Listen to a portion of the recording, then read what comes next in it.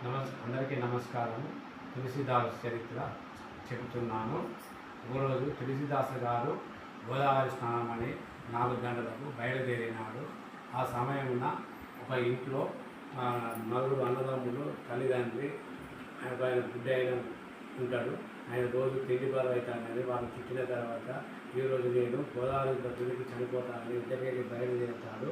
అప్పుడు ఇద్దరు ఒకరినొకరు ఢీకొన్న తర్వాత తులసీదాసు గారు ఏదో మీరు చూసుకోలేదా అని అంటాడు.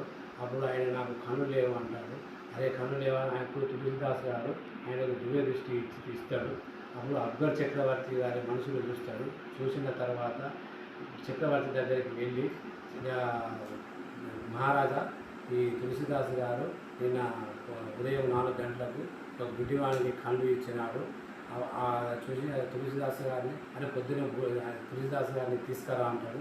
అప్పుడు తులసీదాసు గారు అక్బర్ చక్రవర్తి గారి దగ్గరికి తీసుకువచ్చిన తర్వాత తులసీదాసు గారిని ఏమంటాడంటే, నాకు మీ దగ్గర మాయలు మంత్రాలు ఉన్నాయంట, నా గురించి కూడా మీరు చెప్పు అంటే, అప్పుడు తులసీదాసు గారు అంటాడు కదంటే, నేను ఎవరి గురించి చెప్పేటోని కాదు, నా శ్రీరామచంద్రుడు నాకు వనికిచ్చేడు నేను అన్న ఆయన తులసీదాసు గారు అంటాడు. లేదు మాట్లాడకపోతే అక్కడ ఉన్న బట్టలు వేసి ఈ తులసీదాసు గారిని తాళ్ళతో కొట్టండి అని ఆజ్ఞ చేస్తాడు. ఆజ్ఞ వేసిన తర్వాత ఇప్పుడు బట్టలు అందరూ తాళ్ళు తీసుకొని కొడదామని అని రెడీ అవుతాడు.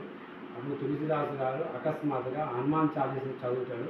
చదివిన తర్వాత ఎక్కడి నుండో కొన్ని వేల కోతులు వచ్చి ఆ బట్టల దగ్గర తాళ్ళు పట్టుకొని ఉంటాయి. అప్పుడు అక్బర్ చక్రవర్తి లోపలికి వెళ్ళి తులసీదాసు గారికి నమస్కారం చేసి పట్టు వస్త్రాలు ఇచ్చి ఆయన పంపించండి, ఆయన ఏమనుకోండి అన్నాక అప్పుడు ఆయన బయటికి పంపించగానే ఆ కోతులు